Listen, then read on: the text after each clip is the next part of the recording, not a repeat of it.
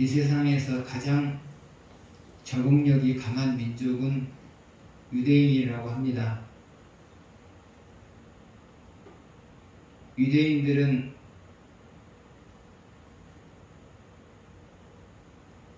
이스라엘이 세워지기 전에 유대인들은 곳곳에 흩어져서 살았어요.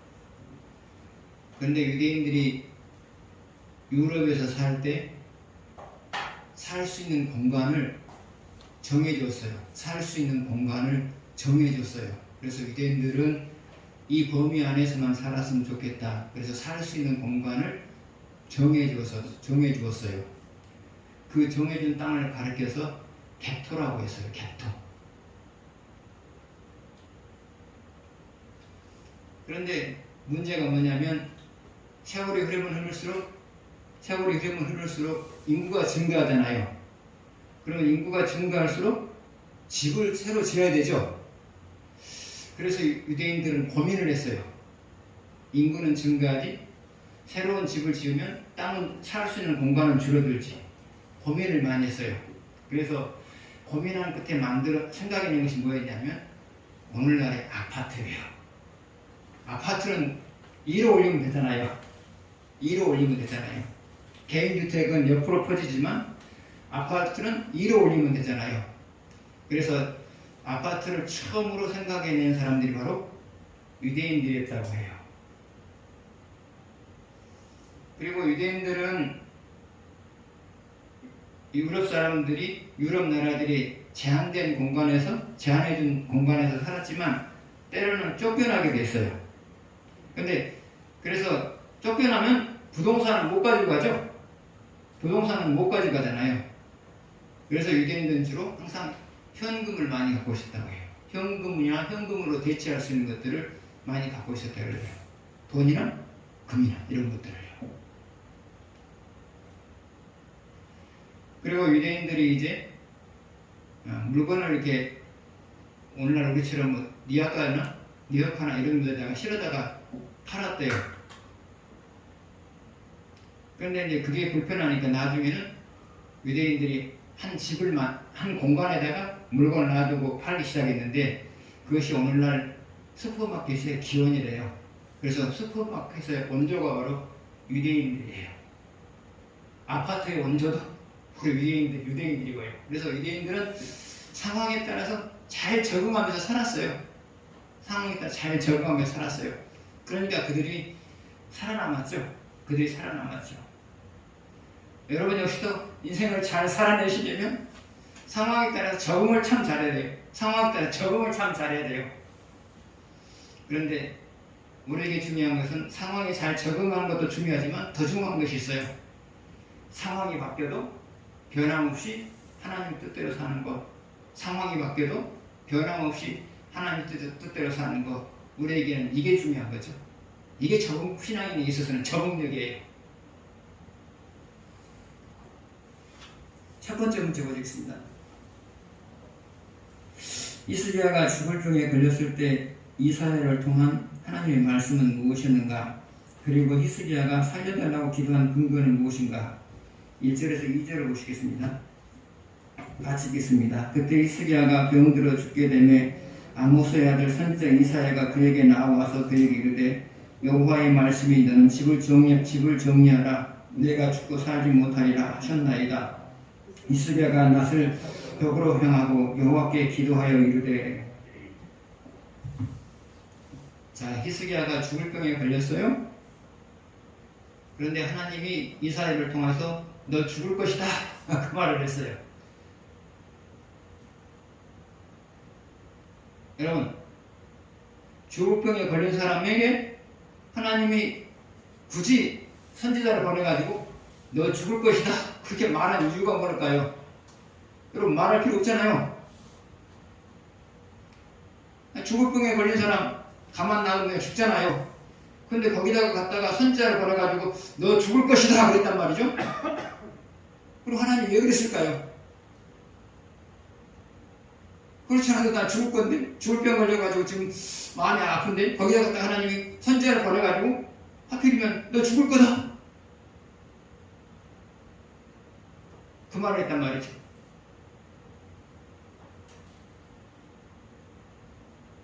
그러면 하나님께서 그렇게 하신 이유가 뭘까요? 첫 번째로는 히스기야의 죽음을 기정사실화하기 위해서예요. 히스기야의 죽음을 기정사실화하기 위해서죠. 여러분, 죽을 병에 걸렸지만 하나님이 손대시면 살죠? 그렇잖아요. 죽을 병에 걸려서도 하나님 손대시면 살잖아요. 그런데 하나님이 아예 가능성을 없애버렸죠? 너 죽을 거다. 그 말은 뭐냐면 아예 살 가능성을 없애버리는 거 똑같잖아요.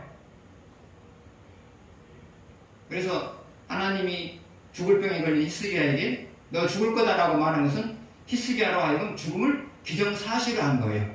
기정사실화 해준 거예요. 두 번째로 하나님께서 죽을 히스기야에게 너 죽을 것이다 말하는 이유가 뭐냐? 그것은 살리신 다음에 하나님을 더 잘 섬기게 만들기 위해서예요. 살리신 다음에 하나님을 더 잘 섬기기 위해서예요. 여러분,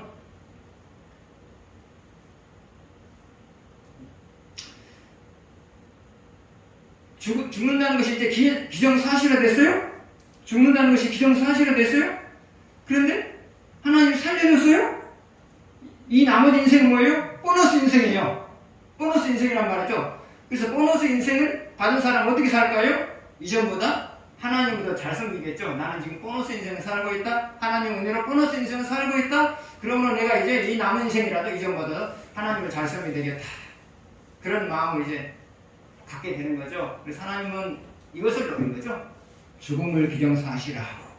그래서 그 다음에 살려줬어요. 살려줌을 통해서 남은 인생을 하나님을 더 잘 섬기게 만들기 위해서 그렇게 하셨다는 말이에요.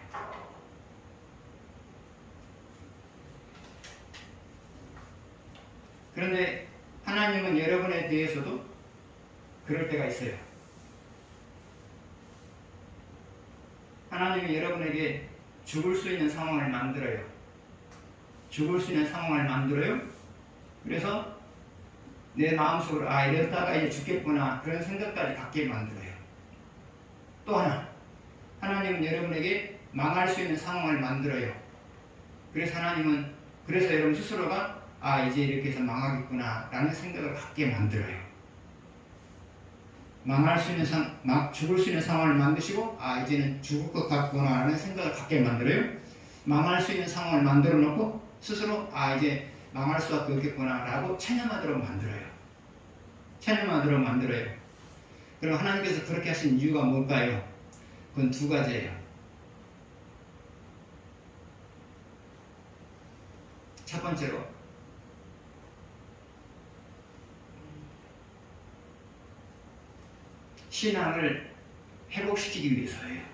신앙을 회복시키기 위해서예요. 여러분, 희생이 적은 회개는 여러분도 금방 하시죠? 그러나 희생이 큰 회개는 쉽게 못해요. 희생이 적은 회개는 쉽게 해요. 그러나 희생이 큰 회개는 쉽게 하지 못해요. 그래서 하나님께서는 희생이 큰 회개를 하게 만들기 위해서 어떻게 해야 되냐? 망할 수밖에 없는 상황, 죽을 수밖에 없는 상황으로 몰고 와요. 그 방법이 아니고서는 회개를 안 할 것이거든요. 왜요? 그 회개를 하는 데 있어서는 많은 희생이 필요해요. 그렇기 때문에 하나님께서는 그 회개를 이끌어내서 신앙을 회복시켜주기 위해서 죽을 수밖에 없는 상황으로 몰고 가시고요. 망할 수밖에 없는 상황으로 이렇게 몰고 가시는 거예요. 그래서 여러분의 삶 속에 망할 수밖에 없는 상황, 죽을 수밖에 없는 상황이 온 것은 뭐냐? 하나님이 그 방법 외에는 여러분의 신앙을 회복시킬 수가 없기 때문에 그 방법을 쓰는 거예요. 두 번째로 그런 상황으로 여러분을 몰고 간 이유가 뭐냐? 회생시킨 다음에 이전보다 하나님을 더 잘 섬기게 만들기 위해서예요. 여러분, 은혜가 크면 클수록 우리가 하나님 더 잘 섬기죠? 은혜가 크면 클수록, 받은 은혜가 크면 클수록 우리는 하나님 잘 섬기게 돼 있어요. 그래서 망할 수밖에 없는 상황, 죽을 수밖에 없는 상황으로 여러분을 몰고 가신 것은 회생시킨 다음에 여러분을 하여금 하나님을 더 잘 섬기게 만들기 위해서 그렇다는 말이에요. 두 번째 보시겠습니다. 히스기야가 하나님으로부터 사형 선고를 받은 후 살려달라고 말한 근거는 무엇인가? 히스기야가 하나님으로부터 사형 선고를 받은 후 살려달라고 말한 근거는 무엇인가? 3절 같이 보시겠습니다. 같이 읽겠습니다. 여호와여 구하오니 내가 진실과 전심으로 주 앞에 행하며 주께서 보시기에 선하게 행한 것을 기억하소서 하고 히스기야가 심히 통곡하더라. 이제 히스기야가 사형 선고를 받았어요. 자, 의사의 사형 선고는 완전한 사형 선고가 아니죠.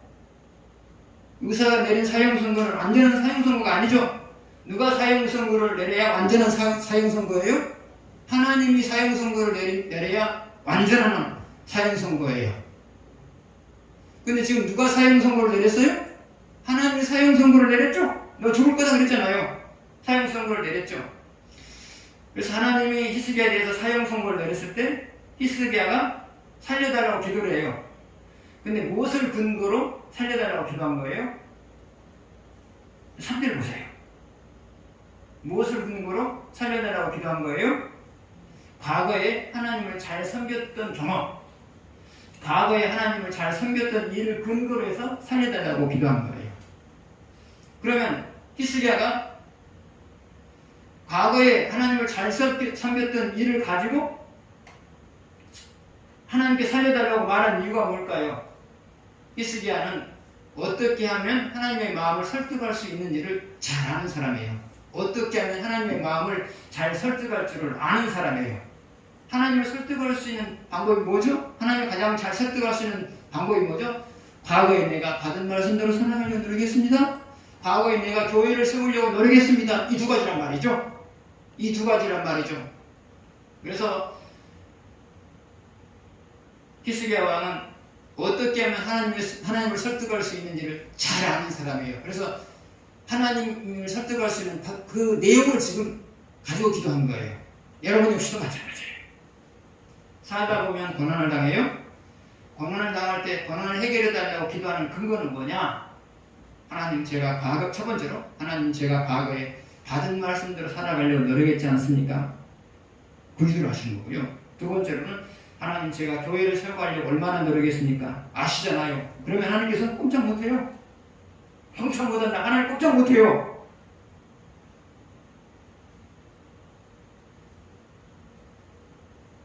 그래서 여러분 기도는 무엇을 근거로 하느냐? 기도는 무엇을 근거로 하느냐? 과거에 하나님을 잘 섬겼던 것을 근거로 하는 거예요. 기도는 무엇으로 하느냐? 과거에 하나님을 잘 섬겼던 것을 근거로 하는 거예요. 이게 기도예요. 그런데 우리가 때로는 살다 보면 신앙생활을 우리가 제대로 못해가지고 하나님 앞에 내놓을 만한 것이 없을 때가 있어요. 물론 여러분 말고 신앙생활을 제대로 안 해가지고 하나님 앞에 내놓을 만한 사람이 없는 사람은 어떻게 해야 되느냐? 그것은 미래에 앞으로 하나님을 잘 섬기겠다고 고백하는 것을 근거로 기도하는 거예요. 앞으로 하나님을 잘 섬기겠다는 것을 근거로 기도하는 거예요. 하나님, 제가 그동안에 하나님 잘 못 섬겼어요? 그러면 앞으로 제가 하나님, 이거 낫게 해주시면, 이거 해결해 주시면 앞으로 하나님 잘 섬길 거예요. 그러니까 나도 내 문제 좀 해결해 주세요. 그게 있다는 거죠. 그래서 과거의 신앙생활을 잘못했던 사람에게도 희망이 있어요. 그 희망은 뭐냐? 앞으로 내가 하나님을 잘 섬길 것이니까, 구체적으로 내가 하나님을 이렇게 잘 섬길 것이니까 내 문제를 해결해 주세요. 그렇게 기도하는 거죠. 그래서 신앙인이 기도의 근거는 바로 그거예요. 과거의 신앙생활을 잘했던 것, 이것이 기도의 근거고요. 두 번째 기도의 근거가 뭐냐? 앞으로 신앙생활을 잘하겠다는 다짐이요. 앞으로 신앙생활을 잘하겠다는 다짐, 이것이 바로 기도의 근거예요. 기도는 방법의 문제도 아니고요, 간절함의 문제도 아니에요. 기도 응답이라고 하는 것은 방법의 문제도 아니고요, 간절함의 문제도 아니에요. 무엇이 문제이냐? 하나님을 설득할 수 있느냐, 설득할 수 없느냐, 그것이 문제예요. 하나님을 설득할 수 있느냐, 설득할 수 없느냐, 그것이 문제예요. 그래서 여러분, 내놓을 만한 것이 있으면, 과거의 삶 속에서 하나님 앞에 내놓을 만한 것이 있으면, 하나님 나 이렇게 살았으니까 내 기도 들어주세요. 내려놓을 만한 것이 없으면 앞으로 내가 구체적으로 이렇게 하나님 섬길 거니까 내 문제 해결해 주세요. 이 두 가지를 가지고 기도하는 거예요. 이 두 가지를 가지고요. 세 번째 보시겠습니다. 하나님이 히스기야를 고친 방법은 무엇인가? 굳이 이 방법을 취한 이유는 무엇일까? 7절 같이 읽겠습니다. 이사야가 이르되 무화과 반죽을 가져오라 하매 무리가 가져다가 그 상처에 넣으니 나으니라. 여러분, 하나님이 치유하신다 그랬잖아요. 15년 생명 연장해준다 그랬잖아요. 그렇죠? 어디 몇 절에 나왔나요? 예? 6절에 나와 있습니까? 6절 보시죠. 내가 내 날에 15년을 더할 것이며 그랬죠. 하나님이 15년을 연장시켜준다 그랬잖아요. 그러면 그냥 그 대신 나오면 되죠. 그 대신 나오면 되잖아요. 그 즉시 낫게 해주면 되잖아요. 15년 동안 연장시켜주겠다. 그러면 그 말 끝나자마자 나오면 얼마나 좋아요. 그런데 누구의 손을 빌려서 낫게 하셨죠? 이사의 손을 빌려서 낫게 했죠. 그 이유가 뭘까요? 이사야에게 권위를 주시기 위해서이죠. 하나님은 15년 동안 생명 연장을 주겠다. 그 말을 했으면 그 말이 끝나자마자 나와버리면 되잖아요. 하나님 그렇게 할 수 없었을까요? 그렇게 할 수 있잖아요. 근데 굳이 하나님께서 이사야의 손을 빌려서 낫게 한 이유가 뭘까요? 그것은 이사야에게 권위를 주시기 위해요. 권위를 주시기 위해서요. 그러면 하나님이 이사야에게 권위를 주시는 이유가 뭘까요? 히스기야 왕으로 하여금 하나님의 뜻대로 정치하고 하나님 뜻대로 살게 만들기 위해서 하나님이 이사야에게 권위를 주신 거죠. 오늘날도 마찬가지예요. 목사가 성도들을 하나님 뜻대로 살게 만들려고 하면 권위를 주시죠. 그러나 목사가 성도들로 하여금 하나님 뜻대로 살게 만들려고 하는 그런 특출한 사명감이 없으면 하나님 목사에게도 권위를 안 주세요. 어차피 그렇게 안 할 거니까. 그러나 목사가 성도들로 하여금 하나님의 뜻대로 살게 만들려고 부단히 노력하게 되어지면 하나님은 그 뜻을 이루어 나갈 수 있게 만들기 위해서 권위를 주시는 거예요. 권위를 주시는 거예요. 그래서 사명감의 특출한 목사의 삶 속에는 두 가지가 나타나죠. 하나는 생명의 말씀이 나타나고요. 하나는 은사가 나타나요. 왜요? 생명의 말씀은 듣는 사람에게 부담스럽잖아요. 근데 그 부담스러우면서도 그것을 받아들이게 하려면 뭐가 필요해요? 은사 나타남이 필요해요. 은사 나타남이 필요해요. 그래서 말씀하고 은사는 항상 같이 가는 거예요. 왜요? 여러분도 설교 드리면 부담스럽잖아요. 안 받아들이고 싶은 부분도 있을 것이고요. 부담스럽잖아요. 그러나 그것을 받아들이게 만드는 방법이 뭐냐? 목사를 통하여서 은사가 나타나게 만들어요. 은사가요. 그러면 목사를 통하여서 기적이 나타나는 것을 보면서 사람들이 목사의 말이 맞겠구나. 그래서 받아들인단 말이죠. 그래서 항상 생명의 말씀하고 은사는 같이 가는 거예요. 제가 은사를 받으려고 하는 은사가 내 삶 속에 강하게 나타나게 하려고 하는 것은 바로 그런 이유예요. 제 말씀이 편한 설교는 아니잖아요. 제가 드리는 여러분에게 하는 설교는 편한 설교가 아니잖아요. 그렇기 때문에 여러분 부담을 느낄 수 있어요. 그런데 이 부담을 느끼면서도 받아들일 수 있는 방법은 뭐냐? 하나님께서 저에게 권위를 주신 건데 그 권위를 주신 것이 저의 하는 일을 통해서 은사가 나타나는 것이죠. 그래서 여러분도 그렇게 기도하셔야 돼요. 목사의 사역 속에서 은사가 강하게 나타나게 해주십시오. 한편으로는 생명의 말씀이 전달되게 해주십시오. 이 두 가지가 같이 가야 돼요. 그래야 성도들이 신앙이 사는 거거든요.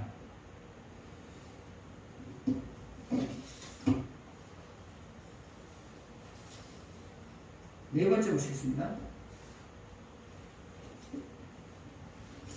히스기야를 낫게 하겠다는 하나님의 말씀에 대한 징표는 무엇인가? 히스기야를 낫게 하겠다는 하나님의 말씀에 대한 징표는 무엇인가? 그리고 히스기야가 징표를 찾은 이유는 무엇인가? 8절에서 11절 보시겠습니다. 히스기야가 이사야에게 이르되 여호와께서 나를 낫게 하시고 3일 만에 여호와의 성전에 올라가시게 하실 무슨 징표가 있나이까 하니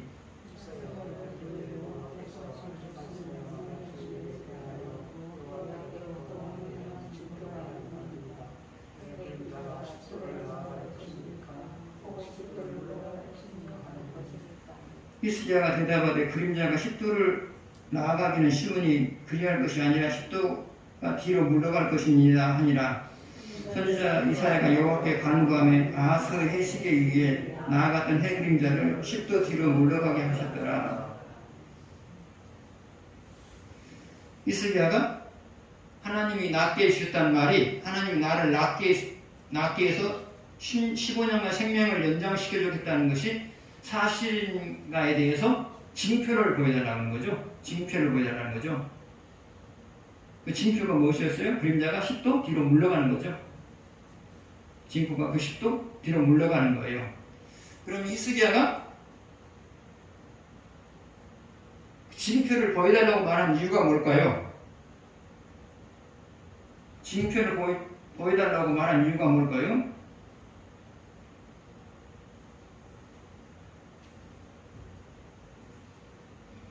여러분 3일이 5절 보게 되면 5절 마지막 부분 보세요. 내가 너를 낫게 하리니 내가 3일 만에 여호와의 성전에 올라가겠고 3일만 기다리면 되죠? 하나님 말씀에 의거하면 3일만 기다리면 낫는 거잖아요.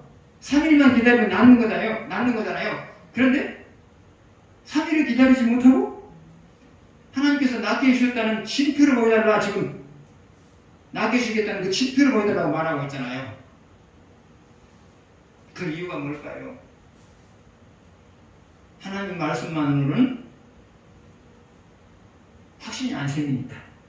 하나님 말씀만으로는 확신이 안 생기니까 지금 증거를 보여달라고 하는 거잖아요. 여러분도 살다 보면 그럴 때가 있어요. 하나님이 여러분에게 여러분의 인생의 문제를 해결해 줬다고 사인을 줄 때가 있죠. 사인 줄 때가 있죠. 주로 그 사인이 뭐죠? 첫 번째로는 평안함이죠. 하나님 여러분 인생의 문제를 해결해 줬다는 사인을 보내시죠. 그 첫 번째 사인이 뭐죠? 평안이죠. 두 번째 사인은 뭐예요? 희망적인 말씀을 주시죠.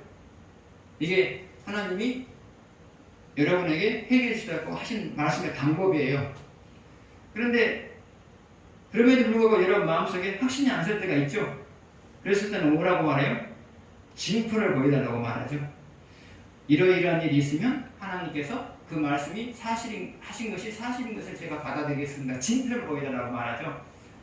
왜 징표를 보여달라고 말해요? 하나님 말씀으로는 확신이 덜 서니까 징표를 보여달라고 말하는 거죠. 여러분도 살다 보면 그럴 때가 있어요.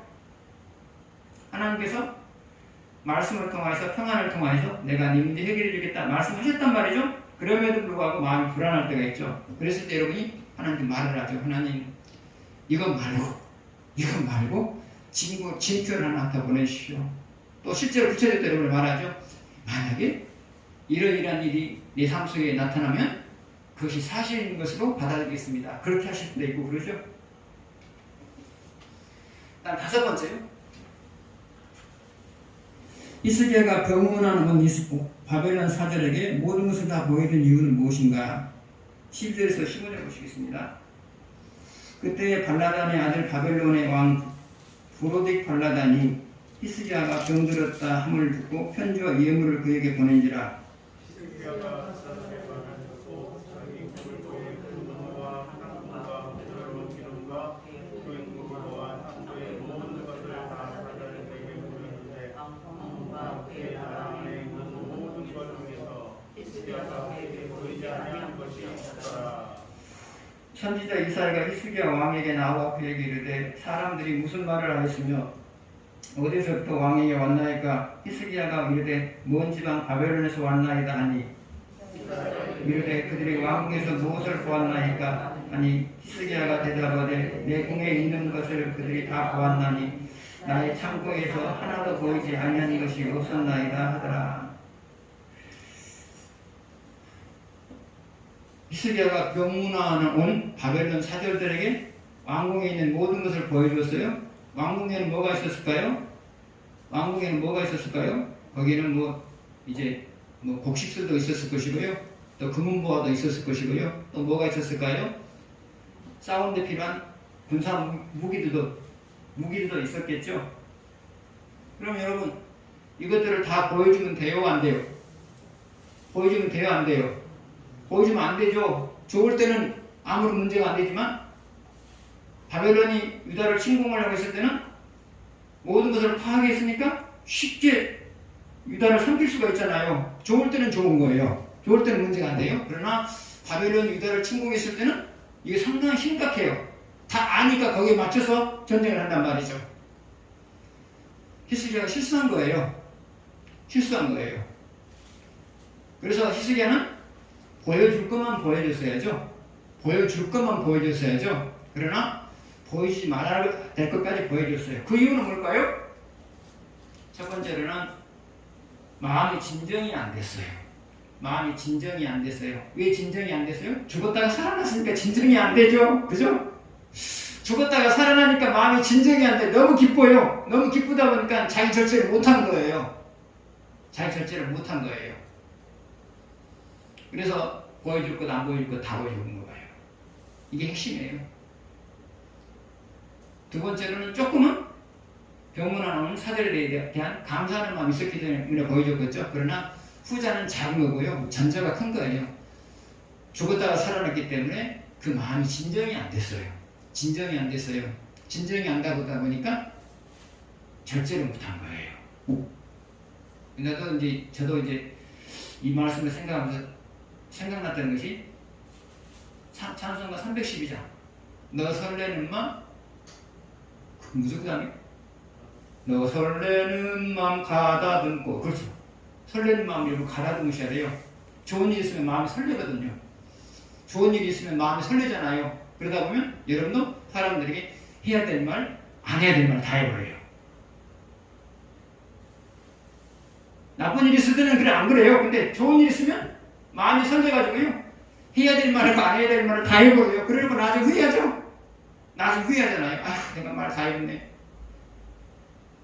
그래서 여러분 좋은 일이 있어도 항상 해야 될 말과 안 해야 될 말, 보여줘야 될 것과 보여주지 말아야 될 것들을 여러분이 잘 구별하셔야 돼요. 좋을 때는 문제가 안 되지만 안 좋을 때는 그것이 여러분을 공격할 수 있는 하나의 무기가 되는 거죠.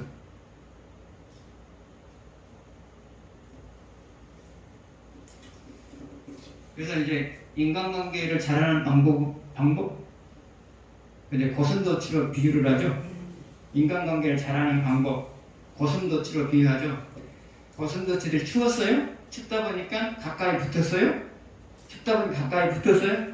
가까이 붙다 보니까 어떻게 해요? 서로가 그 침으로 서로를 찌르는 거예요. 따뜻해 좋긴 한데 서로가 침으로 찌르는 거예요. 그래서 고슴도치도 이제 지혜를 발휘해가지고 적당한 거리를 두고 가까이 있는 거예요. 적당한 거리를 두고 가까이 있는 거예요. 인간관계도 마찬가지예요. 너무 뽀짝 붙어 있으면 서로가 상처를 주고받을 수 있어요. 그러나 적당한 거리를 두고 인간관계를 하게 되면 상처를 주거나 상처를 덜 주고 덜 받게 되는 거죠. 아무튼 여러분 마음이 설렐 때, 좋은 일 있을 때 항상 조심하십시오. 그 다음에 6번째, 히스기야가 이문사절에게 모든 것을 보여준 결과는 어떻게 되었는가? 그리고 그 결과에 대한 히스기야의 반응은 무엇이었는가? 자, 히스기야가 이문사절에게 모든 것을 보여줬어요. 그랬을 때 하나님께서 히스기야에게 임한 말씀이 뭐였어요? 이로 인하여서 유다가 망할 거다. 그렇죠? 이로 인하여서 유다가 망할 거다. 그렇죠? 물론 이 하나의 사건만 가지고 유다의 운명을 결정하시는 하나님은 아니에요. 그동안에 죄가 쌓였죠. 히스기야 이 실수보다도 유다의 멸망에 더 영향을 준 것은 무엇이었어요? 그동안에 왕들과 이스라엘 백성들이 우상을 섬겼던 행위들이 쌓여왔던 것, 이것이 더 컸죠? 더 컸죠. 아무튼 그럼에도 불구하고 히스기야가 이문사절에게 보여줄 것 안 보여줄 것 다 보여줬을 때 하나님 말씀 히스기야에게 임했는데 그게 뭐였냐면 이로 인하여서 유다가 멸망될 거다. 그런데 네 때는 아니고 네 후손 때에 그렇게 될 거다. 그래서 근데 네 때는 아니고 네 후손 때에는 그렇게 될 거다. 그랬을 때 히스기야가 어떻게 반응했나요? 자, 볼까요? 20장이죠? 20절에 나와 있나요? 거기 아니. 19절 보시죠. 19절. 19절 보겠습니다. 히스기야가 이사에게 이르되 당신이 전한 바 여호와의 말씀이 선하니이다. 선하다고 하는 말은 다시 말하면 하나님이 하신 일에 대해서 감사합니다 그런 말이죠. 하나님이 하신 일이 선합니다 이 말은 하나님이 하신 일이 하나님의 일에 대해서 나는 감사합니다 그런 말이죠. 여러분 생각해 보세요. 아들 때 자기 후손 때에 나라가 망한다고 그랬는데 당대에 망하지 않냐고, 히스기야 당대에 망하지 않냐고, 후손 때에 나라가 망한다고 했는데 하나님 말씀이 선함십니다. 다시 말하면 하나님이 하신 일에 대해서는 감사합니다 그렇게 말했단 말이죠. 근데 이게 감사할 일인가요? 근데 조금은 미묘한 차이는 있죠. 뭐가 감사하다는 거죠? 내 대의 나라가 망하지 않냐고, 후손 대의 나라가 망하게 해준 것, 후손 대의 나라가 망하게 해준 것, 이게 차이죠. 근데 별 차이를 못 느끼죠. 근데 조금의 차이는 있어요. 내 대에 망하지 않냐고, 내 후손 대에 망하는 것, 조금의 차이는 있죠. 그 차이에 대해서 지금 하나님께 감사하고 있죠. 근데 이게 감사하기가 어려운 일이죠. 그러다 그럼에도 불구하고 히스기야가 이 차이를 찾아내가지고 감사한 이유가 뭘까요? 그것은 평소에 감사하는 삶이 체질화됐기 때문이죠. 평소에 감사하는 삶이 체질화됐기 때문에 그렇죠. 그래서 히스기야는 어떤 상황에서 항상 감사의 이유를 찾으면서 살았어요. 감사의 이유를 찾으면서 살았단 말이죠. 감사의 이유를 찾다 보니까 이 상황에서도 감사의 이유가 찾아지는 거예요. 언뜻 생각하면 여러분들은 히스기야에 대해 나라가 망한 것이나 후대에 나라가 망한 것이나 뭐 그게 아니냐 그 생각하지만 차이가 있잖아요. 적어도 자기 당사자는 멸망하는 고통을 안 당한 거잖아요. 당사자는. 그 차이가 있단 말이죠. 그 차이를 읽어내가지고 감사의 이유로 지금 삼는 것이 히스기야의 신앙이거든요. 그래서 여러분 역시도 마찬가지예요. 어떤 사건을 만나게 되면 그 사건 속에서 감사의 이유를 찾으세요. 여러분이 해결할 수 없는 인생 문제가 나타났다면 그 상황에서 감사의 이유를 찾으세요. 감사의 이유를 찾으세요. 그러면 감사의 이유가 있어요. 여러분이 장애물을 만났을 때도 그 가운데서 감사의 이유를 찾으세요. 그러면 감사의 이유가 떠올라요. 여러분이 병에 걸렸어요? 그랬을 때도 감사의 이유를 찾으세요. 그러면 감사의 이유가 떠올라요. 감사의 이유가 떠올라요. 여러분이 사람 앞에서 실수해가지고 무시를 당했어요? 그때에도 감사의 이유를 찾으십시오. 그러면 감사의 이유가 떠올라요. 그래서 여러분이 만나는 모든 사건 속에는 반드시 감사의 이유가 들어있어요. 감사의 이유가 들어있어요. 아니, 하나님 넣어놨기 때문에. 그래서 여러분이 감사의 이유를 찾으면 감사의 이유를 떠오르게 만들어요. 하나님이요. 떠오르게 만들어요. 근데 사람이 그렇죠? 어떤 상황에서든지 감사의 이유를 만나게 되면 마음이 편할까요? 안 편할까요? 감사의 이유를 찾아내면 편할까요? 안 편할까요? 편해요. 마음이 편해지는 거예요. 그래서 여러분이 마음이 편하냐 편하지 않느냐는 무엇이 문제냐? 여러분이 만난 상황에서 감사의 이유를 찾아내느냐 찾아내지 못했느냐 그것이 문제예요. 여러분 고난을 당해도 감사의 이유를 찾아내면 마음 편할까요? 안 편할까요? 편하죠? 해보세요. 편하죠. 그래서 여러분 어떤 일을 만나든지 간에 먼저 그러세요. 하나님 이 가운데서 제가 감사할 이유가 뭘까요? 감사의 이유를 발견하게 되면 모든 괴로움, 모든 고민이 그것을 싹 녹는 거예요. 싹 녹는 거예요. 감사의 이유를 발견하면 모든 고민, 모든 갈등들 그것이 그것으로 인한 싹 녹는 거예요. 싹 녹아요. 싹 녹아요. 그래서 모든 고민 이것은 감사의 이유를 발견해서 싹 녹는 것들이에요. 해보세요. 한번 해보세요. 그래서 여러분 어떤 상황을 만나든지 간에 먼저 하나님 제가 이 가운데서 감사할 이유가 뭘까요? 그러면 내가 이러이러한 것을 너에게 주기 위해서 이러이러한 것을 너에게 주기 위해서 이런 일을 시작했다. 그렇게 말씀하실 거예요. 그러면 그때 감사하죠. 나를 위해서 그런 일들을 허락하셨는데 감사가 안 되겠어요? 그리고 마음이 안 편하겠어요? 무엇을 얻을 건지 아는데 마음이 안 편하겠냐고요. 그래서 여러분의 모든 고민은 감사할 이유를 여러분이 발견해냈을 때 그때 사라지는 거예요. 그러십시오. 좋은 일이 있어도 감사할 이유를 찾으시고요. 나쁜 일이 있어도 감사할 이유를 찾으십시오. 이거 외에는 방법이 없어요. 이거 외에는 방법이 없다고요. 감사할 이유를 찾으십시오. 그러면 모든 괴로움들이 감사 이유를 발견하는 그 순간에 싹 사라지는 거예요.